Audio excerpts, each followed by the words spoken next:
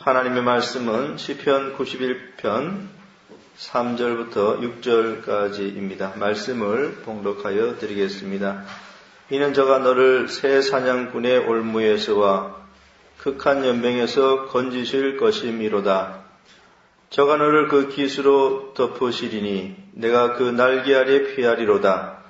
그의 진실함은 방패와 손방패가 되나니 너는 밤의 놀램과 낮에 흐르는 살과 흑암 중에 행하는 연병과 백주에 황폐케 하는 파멸을 두려워 아니하리로다. 아멘. 오늘은 칼빈의 기독교 강요 제1권 제17장 11항부터 제18장 1항까지를 살펴보도록 하겠습니다. 제1권 창조주 하나님에 관한 지식, 제17장 섭리교리에 대한 올바른 적용은 우리에게 큰 유익을 준다. 6항부터 11항까지는 하나님의 섭리의 방편에 대한 명상, 섭리를 인지할 때 오는 복입니다. 11항, 하나님의 섭리에 대한 확신은 기쁜 마음으로 하나님을 신뢰하게 만든다. 내용은 이렇습니다.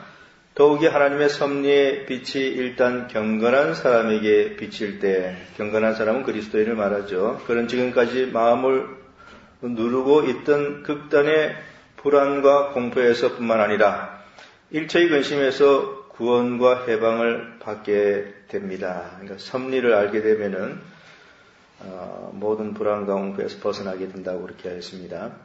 그것은 그가 운명을 당연히 두려워하지 않을 수 없는 것처럼 하나님께 자신을 담대하게 의탁하기 때문입니다.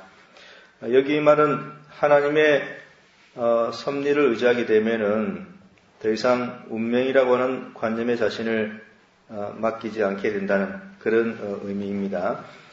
경건한 사람이 받는 위로는 하늘에 계신 아버지께서 만사를 권능으로 보존하시고 권위와 의지로 지배하시며 지혜로 조정하시기 때문에 어떠한 일도 하나님의 결정 없이는 발생할 수 없음을 아는 것이라고 나는 말하고 싶습니다. 더욱이 하나님께서 자신을 보호하시고 천사로 하여금 돌보게 하셨다는 것과 통치자이신 하나님께서 기회를 주시지 않는 한 물이나 불이나 칼이 자신을 해할 수 없다는 것을 안다는 것도 그에게 위로가 됩니다.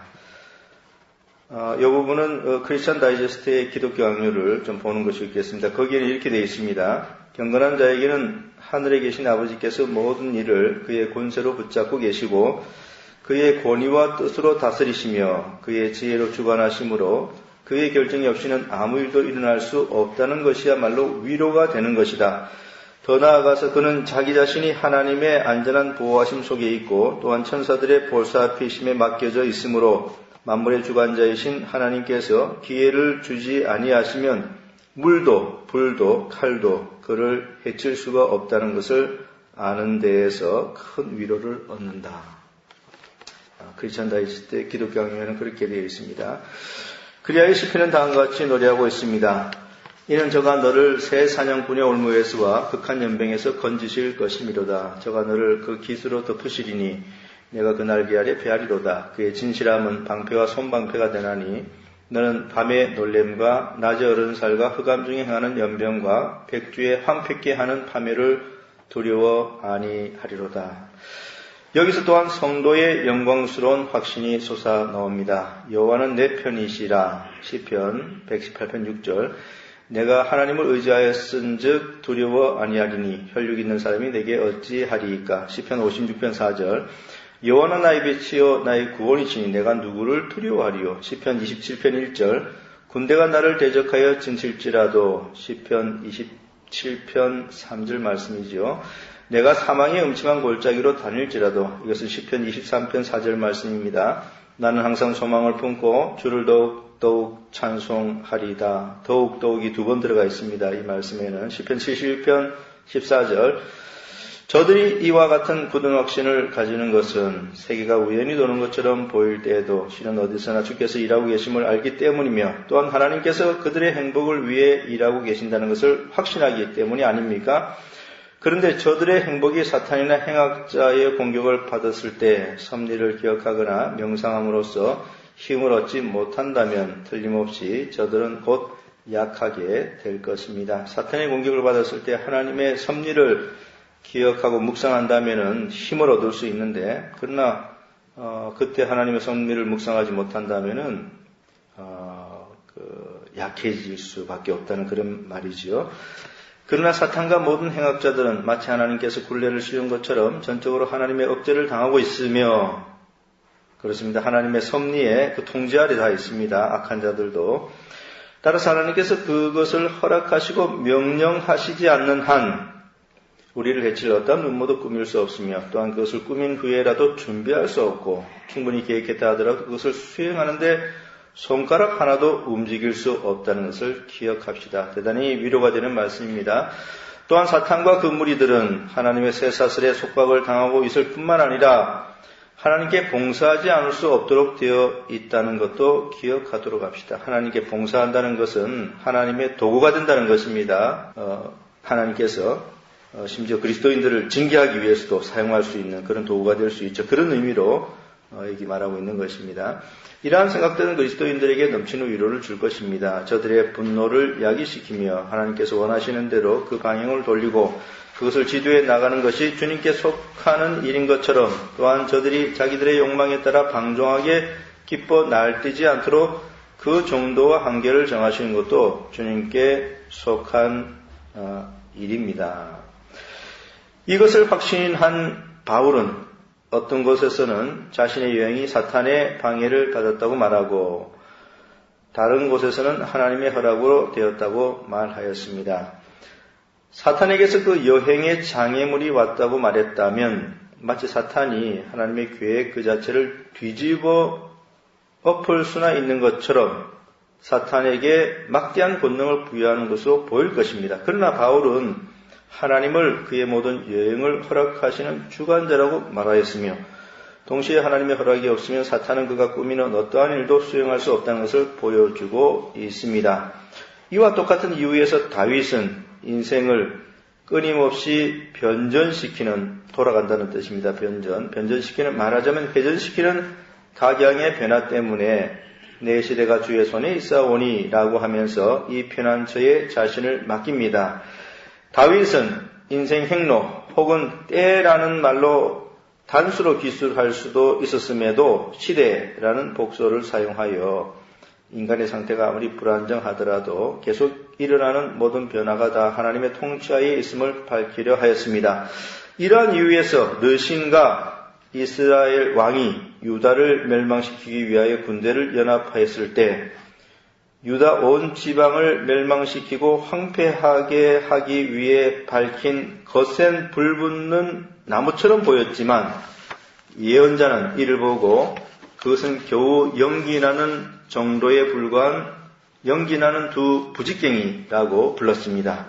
이와 같이 바로왕이 부와 권력과 강한 군사력 덕분에 모든 사람들에게 공포의 대상이 되었지만, 그러나 바로 자신은 바다의 악으로 비유되고 그의 군대는 고기로 비유되었습니다. 그러므로 하나님께서는 통솔자와 그 부하들을 갈고리로 잡아다가 그가 원하는 곳으로 끌어가시겠다고 말씀하십니다. 요컨대 이 문제에 대하여는 이 이상 더 길게 말하지 않겠습니다. 만일 독자가 주의를 기울인다면 섭리에 대한 무지가 최대의 비참이라는 것과 이에 대한 인식이 최고의 행복이라는 것을 쉽게 알게 될 것입니다. 마지막 문장이 대단히 인상적입니다. 하나님 섭리에 대해서 무지한 것, 최대의 비참이라고 했습니다. 또 하나님 섭리를 아는 것, 가장 큰 행복이라고 하였습니다. 그리스도인들이 일평생 살아가면서 하나님의 섭리를 의지한다면 그 어떤 것도 두려워하거나 걱정할 필요가 전혀 없는 것이죠. 하나님께서 모든 것을 다 제어하시고 또 주관하시는데 걱정할 것이 어디 있겠습니까? 대단히 큰 위로가 되는 그런 말씀입니다. 이제 12항으로 넘어가 보도록 하겠습니다. 12항부터 14항까지는 반대자들에 대한 답변입니다. 하나님의 섭리에 대해서 잘못 이해하는 사람들, 반대자들이죠. 거기에 대한 답변입니다. 12항, 하나님의 후회에 대하여. 성경의 어떤 구절들이 방해가 안 되었다면 섭리의 교리가 신자들에게 순수한 교훈과 위로를 준다는 데 대하여는 이미 위에서 충분히 말하였다고 봅니다. 왜냐하면 어떠한 것도 천박한 사람들의 호기심을 만족시키기에 충분하지 못하며 또한 이것을 만족시키기를 원해서도 안 되기 때문입니다.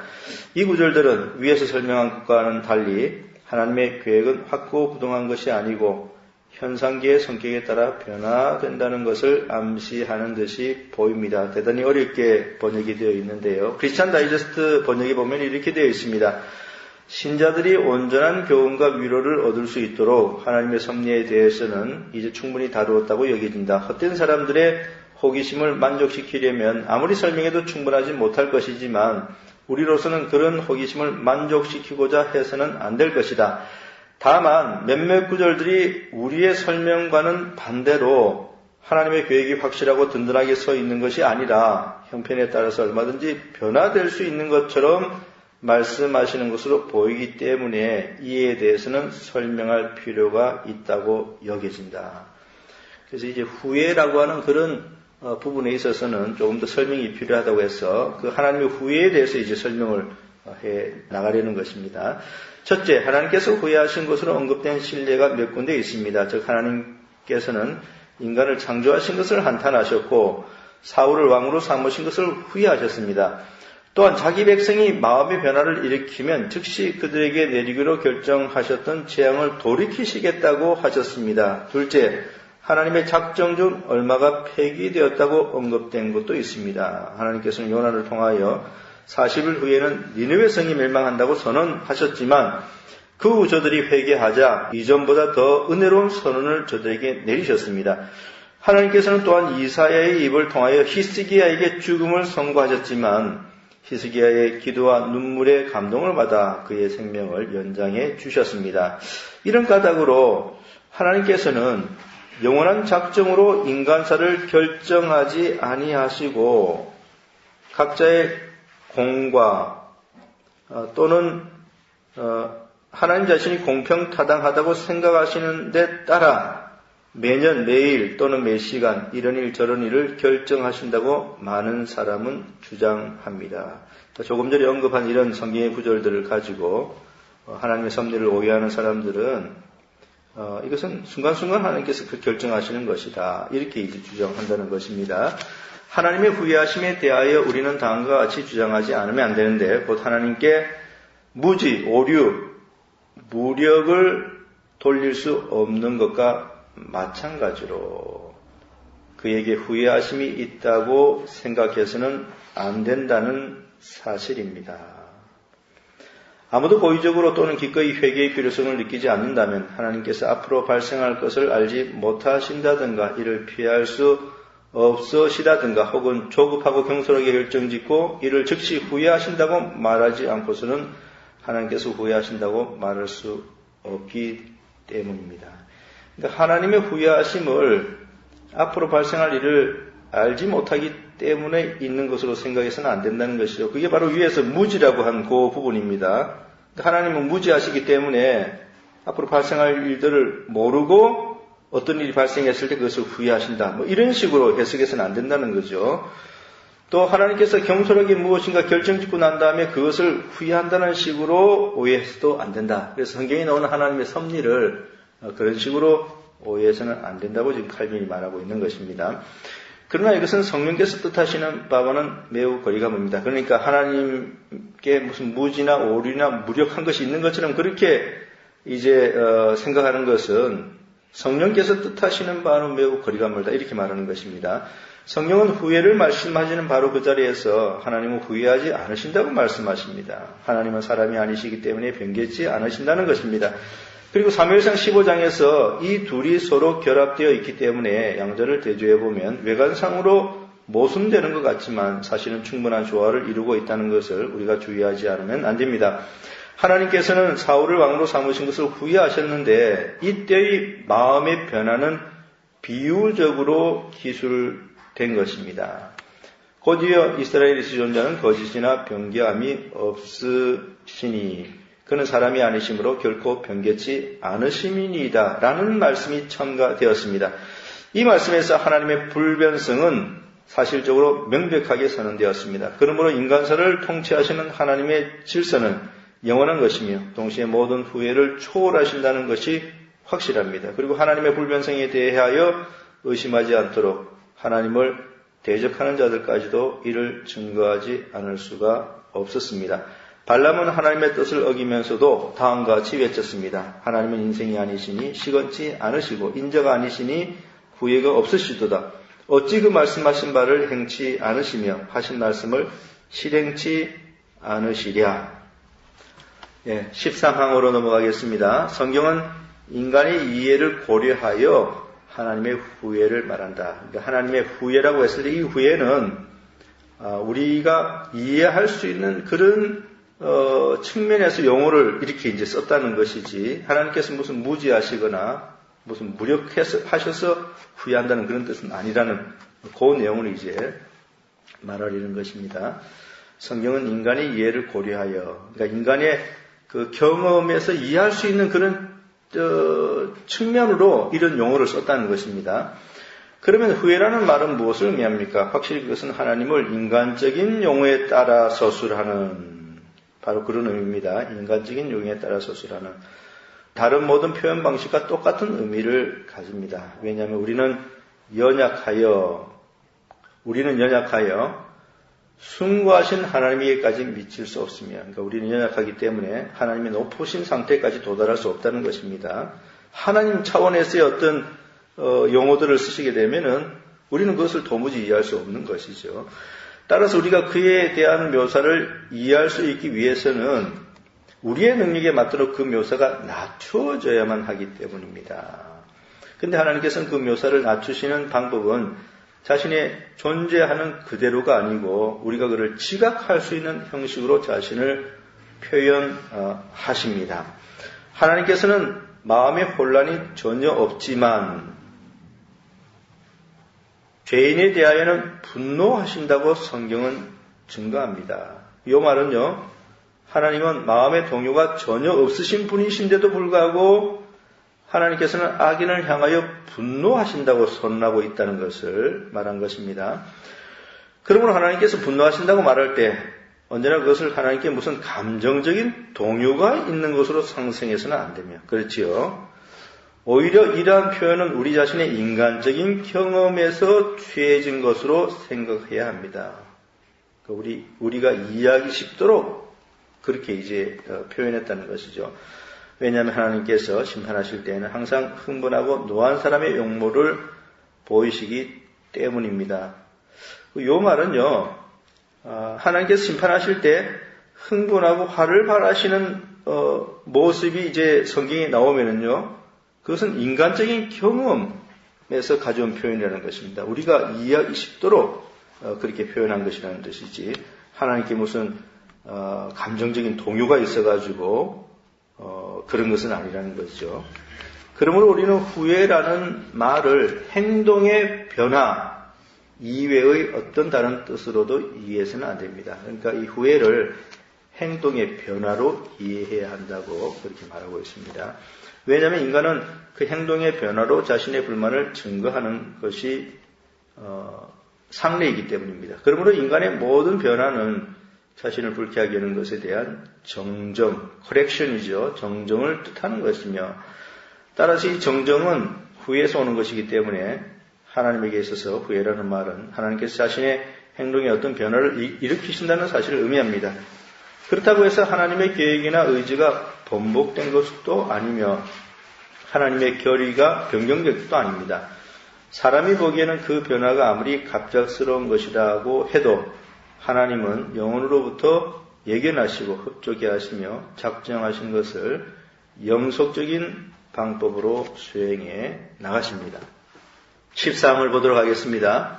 하나님께서는 자신의 계획을 단호하게 실행하신다. 성경의 역사는 하나님께서 니느웨 사람들에 대하여 멸망을 선고하신 후에 저들이 회개하자 저들을 용서하셨다는 것과 히스기야에게 죽음을 선고하신 후 히스기야의 생명을 더 연장하셨다는 것을 기록하고 있지만 그렇다고 해서 이것이 하나님의 작정이 폐기되었음을 보여주는 것이 아닙니다.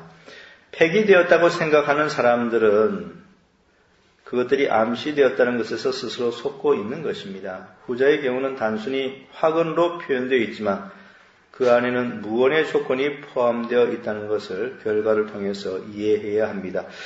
이 부분 크리스천 다이제스트의 기독교 강요를 보면 이렇게 되어 있습니다. 하나님의 작정이 폐기되었다고 생각하는 사람들은 멸망과 죽음을 선포한 사실 때문에 그렇게 잘못 이해하고 있는 것이다. 물론 멸망과 죽음을 선포하고 있지만 그 나타난 결과에 비추어 볼 때 거기에 무언의 조건이 있었던 것으로 이해해야 옳은 것이다. 계속해서 보면 이렇습니다. 하나님께서는 왜 요나를 니느웨 사람들에게 보내어 니느웨 성의 멸망을 예언하게 하셨습니까? 또 왜 이사야 입을 통하여 히스기야에게 그의 죽음을 암시하셨습니까? 멸망에 대한 예고가 없이도 하나님께서는 니느웨 사람들과 히스기야를 다 멸할 수 있었습니다. 그러므로 하나님께서 저들의 죽음을 미리 경고하여 그 죽음의 다가옴을 멀리서 알 수 있도록 하신 것은 어떤 다른 목적이 있었던 것입니다. 그 목적이란 그들을 멸하시려는 것이 아니고 그들을 회개케 하여 멸망을 받지 않도록 하시려는 것이었습니다. 그러므로 40일 후에는 니느웨가 멸망할 것이라는 요나의 예언은 실상 멸망받지 않도록 하기 위한 것이었습니다. 히스기야의 장수의 소망이 끊어졌던 것은 보다 오래 살 수 있도록 하기 위해서였습니다. 그렇다면 주께서 그와 같은 위협을 통해 두려워하고 있는 자들을 회개케 하며 그들의 죄값으로 마땅히 받아야 할 심판을 피하게 하고자 하셨던 것을 누가 알지 못하겠습니까? 만일 그것이 사실이라면 상황의 성질은 우리로 하여금 그 단순한 암시 속에 한 무언의 조건이 포함되어 있음을 인식하게 됩니다. 이 사실은 또한 이와 비슷한 여러 가지 신뢰에 의해 확정됩니다. 아비멜렉 왕이 아브라함의 아내를 취하자 주께서는 그를 책망하시면서 다음과 같이 말씀하셨습니다. 내가 취한 그 여인을 인하여 내가 죽으리니 그가 남의 아내임이니라. 그러나 아비멜렉이 변명한 후에 하나님께서는 이렇게 말씀하셨습니다. 이제 그 사람의 아내를 돌려보내라. 그는 선지자라. 그가 너를 위하여 기도하리니 내가 살려니와 내가 돌려보내지 않으면 너와 내게 속한 자가 다 정령 죽을 줄 알지니라. 하나님께서 첫 번째 말씀에서 아비멜렉의 마음을 심하게 때리심으로써 자신을 만족하게 하려 하셨고 두 번째 말씀에서는 자신의 의지를 명백하게 표현하셨는데 이 사실을 우리는 알고 있습니까? 다른 구절들에서도 이와 비슷한 의미를 찾을 수 있습니다. 그러므로 주께서 전에 선언하신 바를 취소하셨기 때문에 그의 최초의 목적이 폐기되었다고 추론해서는 안 됩니다. 왜냐하면 하나님께서 형벌을 경고하심으로써 그가 용서하고자 하는 자들을 회개케 하실 때 이는 자신의 뜻을 변경하거나 자신의 말씀을 변경하시는 것이 아니라 오히려 자신의 영원한 작정을 가능케 하시기 때문입니다. 다만 쉽게 이해할 수 있는 것은 하나님께서는 하는 일씩 설명하지 않으시는 것 뿐입니다. 실로 이사야의 다음과 같은 말은 진실한 것으로 존속되어야 합니다. 만군의 여호와께서 경영하셨은즉 누가 능히 그것을 패하며 그 손을 펴섰은즉 누가 능히 그것을 돌이키랴. 이제 17장이 다 끝났고요. 18장으로 넘어가 보도록 합시다. 18장 하나님께서는 불경건한 자의 일을 사용하시며 저희들의 마음을 굴복시켜 자신의 심판을 수행하심으로써 모든 더러움에서 순교를 유지하신다. 그러니까 하나님께서 섭리 가운데 악한 자들을 수단으로 사용하시는 그것에 대해서 이제 이야기를 하는 것입니다.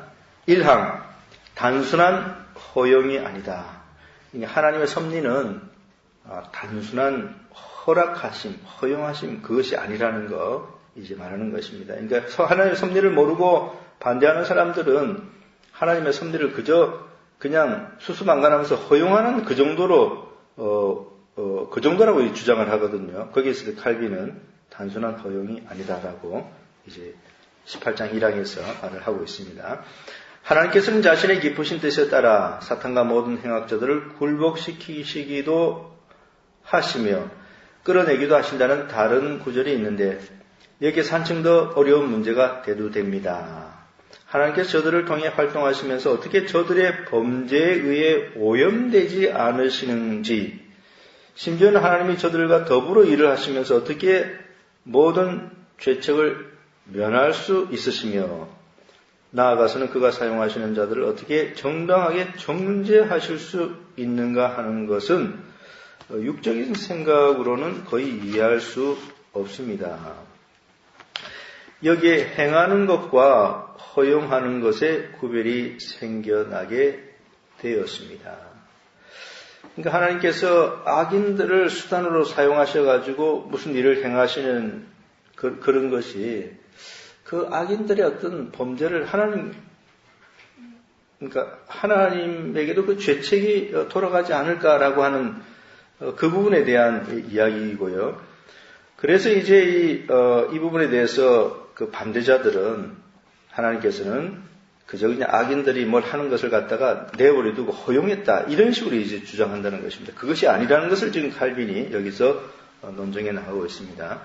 왜냐하면 사탄과 모든 불경자들은 하나님의 지배와 주권하에 있으므로 하나님께서 원하시기만 하면 어떠한 목적에도 저들의 악을 지도에 나아가시고 또 저들의 악한 행동을 사용하셔서 자신의 심판을 수행하신다고 하는 이 난제는 많은 사람들에게 이해할 수 없는 것처럼 보이기 때문입니다. 그리고 저들이 거짓을 지지함으로써 하나님의 공의의 모든 그릇된 점을 밝히려고 부정하게 힘쓰지만 않는다면 불합리하게 보이는 것에 놀란 자들의 겸손함은 아마 용서받을 수 있을 것입니다. 하나님의 의지와 명령으로 눈이 어두워졌음에도 불구하고 그 맹목으로 인하여 후에 형벌을 받게 된다는 것은 저들에게 불합리하게 보입니다.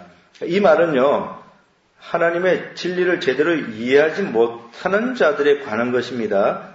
그래서 그런 자들의 생각에는 하나님의 의지에 의하여 악인들의 눈이 어두워졌는데 그 악인들의 눈이 어두워졌다는 사실 때문에 또 그들에게 벌을 주죠. 그러니까 이게 대단히 불합리하지 않느냐, 부당하지 않느냐, 그렇게 이제 반대를 한다는 그런 말입니다.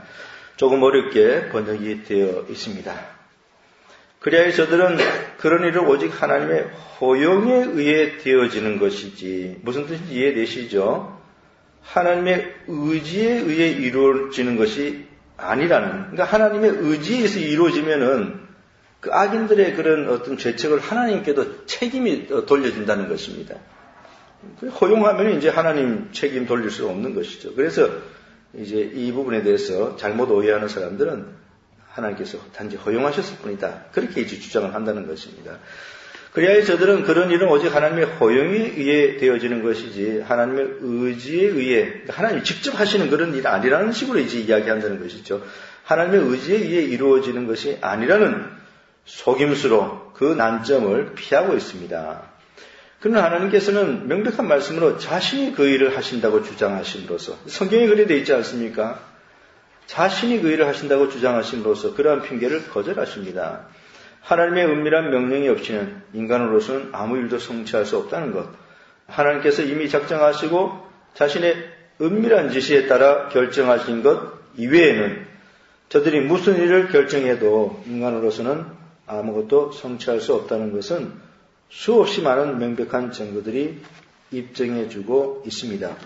앞에서 우리가 시편에서 인용한 오직 우리 하나님은 하늘에 계셔서 원하시는 모든 것을 행하셨나이다 라는 말씀은 분명히 인간의 행위와 관계된 말씀입니다. 이 시편의 말씀대로 하나님께서 전쟁과 평화에 참된 조성자라고 한다면, 그리고 여기에는 어떠한 예외도 없다고 한다면 누가 감히 인간은 하나님 모르게 혹은 하나님께서 침묵하고 계시는 동안 맹목적 충동에 따라 닥치는 대로 행동한다고 말할 수 있겠습니까? 모든 일들은 다 하나님께서 아시고 있고 주관하신다는 그런 말씀이죠. 그러나 이 문제는 특별한 증거들에 의해 더욱 분명하게 밝혀지게 될 것입니다. 자발적으로 순종하는 천사들처럼 사탄이 하나님의 명령을 받기 위하여 하나님 앞에 나타난 것을 우리는 욥기 1장을 통해서 알고 있습니다. 실로 그 방법이 다르고 그 목적이 달랐지만 하나님께서 그렇게 원하지 않으셨으면 사탄은 어떠한 일도 꾀할 수 없었습니다. 그런데 거룩한 인물을 괴롭히기 위해 허락이 공공연하게 첨가된 것으로 보이지만, 그러나 우리는 그 시련의 원작자는 하나님이시며 사탄과 사악한 도둑들은 다만 그 대행자였다고 결론을 내립니다. 절대로 그냥 거저 허용한 것이 아닙니다. 하나님께 직접 의지를 가지고 행하셨다. 성경은 그렇게 말을 하고 있습니다. 왜냐하면 그것은 주신 자도 여호와시요 취하신 자도 여호와시니라는 말씀이 진실하기 때문입니다.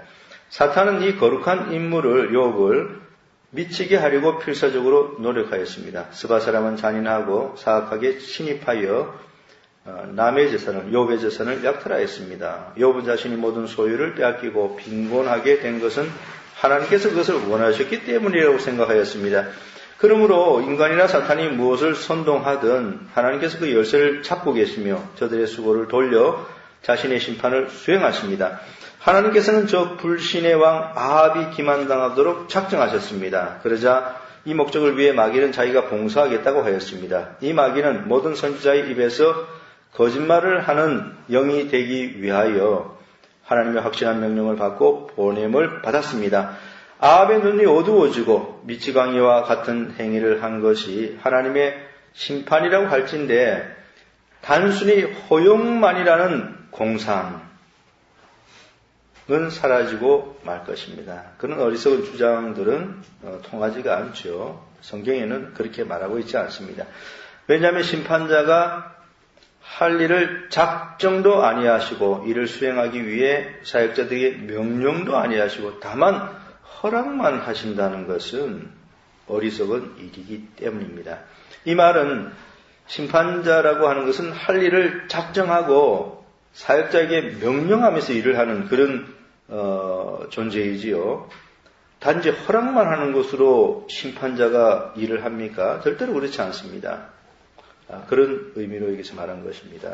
유대인들은 그리스도를 죽이고자 획책하였으며 빌라도와 그의 병사들은 그들의 광적인 욕구에 따랐습니다. 그러나 제자들은 엄숙한 기도에서 모든 불경자들은 하나님의 권능과 뜻대로 이루려고 예정하신 그것 외에는 아무 일도 하지 못했다고 고백하였습니다. 이것은 이미 베드로가 그리스도께서 못 박혀 죽임을 당하시기 위하여 하나님의 정하신 뜻과 미리 하신 대로 내어준 바 되었거늘 이라고 설교한 것과 부합합니다. 그는 여기서 하나님은 태초부터 모든 것을 아시는 분으로서 명확한 지식과 정하신 의지에 따라 유대인들이 행한 것을 결정하셨다고 말한 것입니다. 그는 또한 다른 곳에서도 하나님의 모든 선지자의 입을 어탁하사 자기의 그리스도의 해 받으실 일을 미리 알게 하신 것을 이와 같이 이루셨느니라고 이와 같은 뜻의 말을 하였습니다. 압살롬은 근친상간으로 아버지의 침상을 더럽히는 추악한 죄를 범하였습니다. 그러나 하나님은 이를 자신의 처사라고 말씀하셨습니다. 그 다음과 같이 말씀하신 것입니다. 너는 은밀히 행하였으나 나는 이스라엘 무리와 백주의 일을 행하리라. 예레미야는 갈대아 사람들이 유대에서 행한 잔인한 일들은 모두가 다 하나님께서 하신 일이었다고 말하였습니다. 이러한 이유로 느부갓네살은 하나님의 종이라고 불려졌습니다. 여러 곳에서 하나님께서는 자신의 꾸중과 나팔 소리와 권위와 명령으로 말미암아 불경자들이 전쟁의 자극을 받는다고 말씀하셨습니다. 여기 불경자들은 악인이죠. 악인들이 자극을 받아서 전쟁을 일으키게 되는 그 원인은 하나님의 명령, 하나님의 권위 이러한 데 있다는 것을 말한 것입니다. 하나님께서는 아수르 사람들을 진노의 막대기요 손으로 휘두르는 도끼라고 하셨습니다. 또한 예루살렘의 멸망과 성전의 무너짐은 하나님 자신이 하신 일이라고 하셨습니다. 다윗은 하나님께 불평을 토하지 아니하고 오히려 그를 의로우신 심판장이라고 인정하였으며 시므이의 저주는 하나님의 명령에서 나온 것이라고 하여 다음과 같이 고백하였습니다. 여호와께서 저에게 명하신 것이니 저로 저주하게 버려두라. 우리는 성경의 역사에서 발생하는 사건마다 모두 다 하나님으로부터 온다는 것을 자주 발견합니다. 예를 들면 열지파의 배반과 엘리의 아들들의 죽음과 또 그와 비슷한 많은 사건이 있습니다. 성경을 적절하게 배운 사람이라면 내가 많은 증거들 가운데서 다만 몇 개의 증거만을 제시한 것이 바로 간결을 도모한 때문이었음을 알게 될 것입니다. 그러나 이 몇 개의 예증만으로도 하나님의 섭리의 자리에 단순히 허용이라는 것을 대치시키는 자들이 얼마나 불합리하게 짓거리고 있는가를 매우 명백하게 보여줄 수 있을 것입니다. 이는 마치 하나님은 망대에 앉아서 수수방관한다는 그런 뜻으로 말하는 것입니다. 망대에 앉아서 우발적인 사건들을 기다리고 있는 분이시며 그래서 어떤 일들이 있으면 그냥 그것을 단순하게 내버려두고 허용하신다는 그런 의미로 말하고 있는 것입니다. 사건들을 기다리고 있는 분이시며 그렇기 때문에 그의 결정은 인간 의지에 좌우된다고 하는 것과 같은 말입니다. 칼빈이 지금까지 여기서 이야기한 것은요, 하나님의 섭리가 단순히 허용을 뜻하는 것이 아니다라는 것이었고, 하나님의 섭리를 단순한 허용으로 바꾸어 버리면은 결국 모든 일들은 인간 의지에 의하여서 일어나는 그런 일들이 된다는 그런 것입니다. 그렇기 때문에 그것은 아주 잘못된 그런 주장인 것입니다. 다음 주에 이제 우리가 18장 마지막 항들을 다루면은 제1권이 끝나게 되겠습니다.